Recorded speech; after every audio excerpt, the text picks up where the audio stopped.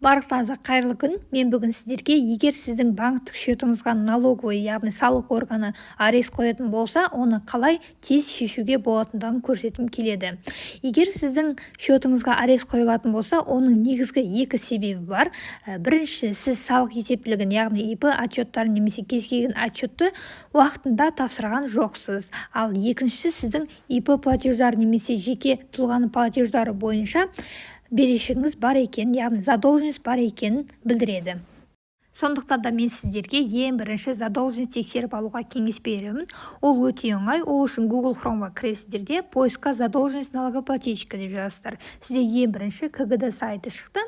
Соны басасыздар. Сведения деп тұрғанда. Мына жерге ин немесе биндарыңызды жазасыздар. Сосын я не робот дегенге галочка қоясыздар. Содан кейін сіздерге дәл осындай таблица шығады. Мысалы, на данный момент менде ешқандай задолженность жоқ. Ал егер сізде қандай да бір задолженность бар болса, ол сізде мына жерде көрсетіледі. Егер сізде қандай да бір задолженность шығатын болса, оны Каспи немесе басқа приложение арқылы төлеп, сосын осы сайттың қайтадан тексеріп, содан кейін осылай жасайсыз.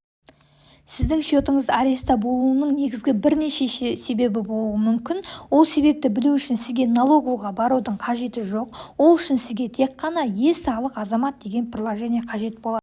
Мінекей менде ол приложение бар, соны ашамын. Мына жерде настройка профиля немесе регистрация деймін. Мына жерде иінді жазсаңызға болады. Иінді жазсаңыздар, сіздерге автомат түрде егофқа тіркелген номерлеріңізге код келеді, сол кодты жазу қажет.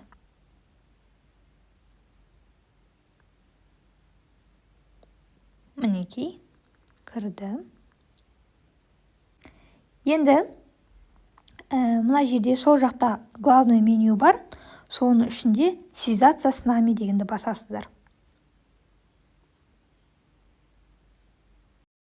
Мінекей бізде бүкіл Қазақстанның қалалары және облыстары шықты. Мысалы, маған Алматы қаласы бойынша Жетісу ауданының салық органына звондау керек. Яғни соларға звондап, менің счетымның неге арестте түсіп жатқанын білу керек. Ол үшін міне екіншісін таңдаймыз, яғни отдел администрация ИП, яғни счетыңыз арестқа түссе, немесе сіз бұрын салық есептілігін тапсырып алған болсаңыз, осы екі номерге звондауыңызға болады. Тура осылай бүкіл облыстар бойынша телефон номерлері міне бар. Мінекей Жамбыл облысы, Байзақ ауданы деген сияқты. Тура осылай сіздер бірден салық органына звондай аласыз.